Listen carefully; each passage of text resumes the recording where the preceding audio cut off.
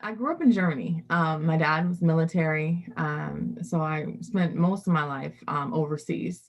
I came to Maryland for college. I have family here, and I went to Goucher College, and I graduated with a Bachelor of Arts in Dance.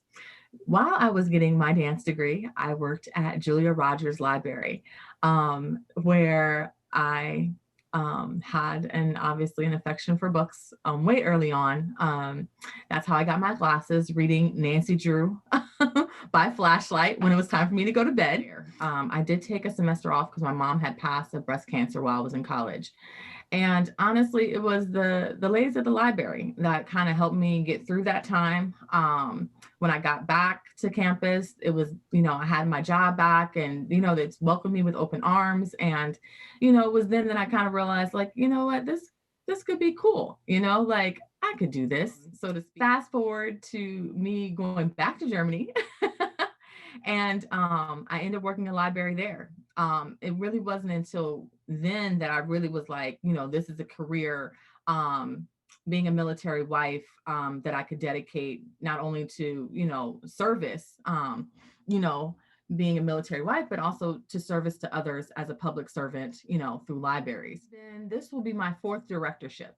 I've been a director at three other libraries, two in Alaska, one in Virginia, and I just came off of a being a department head of 16 people in North Dakota, where I was the information services director. And those places are still kind of small. Growing up in Germany, it's still small. Not truly metropolitan, so to speak.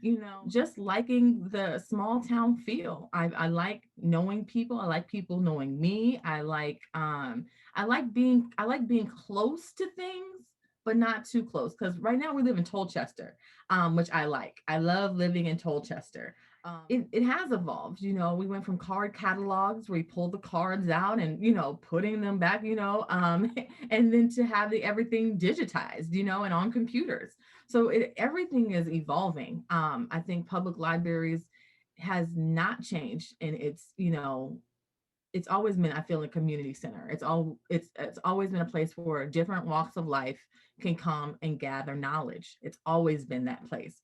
How we perceived it, I feel it has changed. Now you can get DVDs and movies and audiobooks and and digital devices, and I think our offering has changed, but I think the intent of the library has always been to service the community and to be that public hub. I think the biggest thing is the digital divide that's happening right here in Kent County, that I really, really like to address. And so just being able to check out some technology and some mobile devices is something that I'm really, really pushing forward at this particular point. I think that COVID has helped the library profession energize itself to where now you just have to, if you have a great idea, go with it, try it out, see if it'll happen, see if it'll work. You know what I mean? You don't have, a whole bunch of time to months of planning to figure it out. You might have a couple weeks, you might even have a couple days. So just trying to pivot, I think it's helped the library profession just think on its feet more.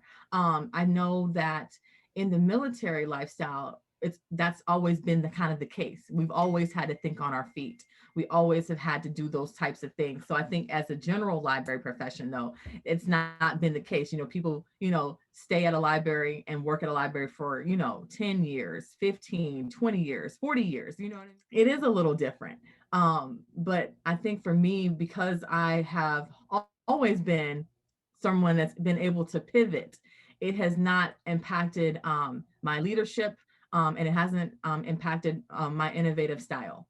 So at least for me personally, but in general, I do see that. I think that's how it's kind of changed the profession as a whole, is that everyone's had to be more resilient, more able to be adaptable and flexible in this time.